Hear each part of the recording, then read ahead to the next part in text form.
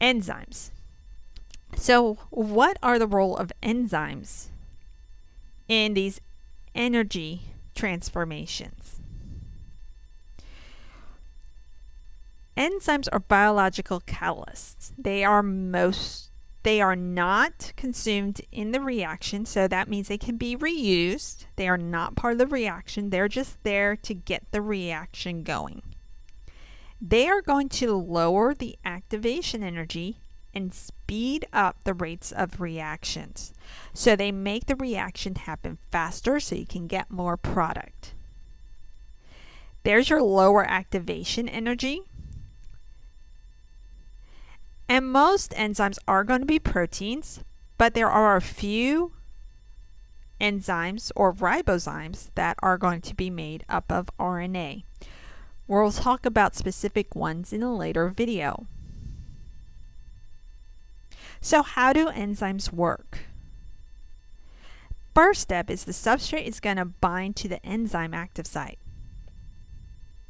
Step 2, the active site is going to change to tightly fit the substrate. This is going to put pressure or make the bonds unstable or make the substrates into a good conformation to join them. This is called induced fit. Then activation energy is going to be lowered because of this induced fit, and bonds are going to be formed or broken. It depends upon what the enzyme is and what the enzyme does. And finally, the products are going to be released, and the active site is going to be ready to accept another substrate. So the substrate is what the enzyme acts on. The active site is where the bonds are made or broken.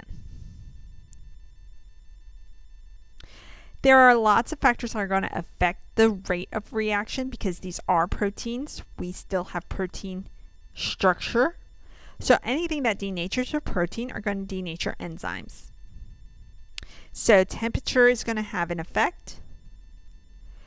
The amount of hydrogen ions in solution or protons in solution.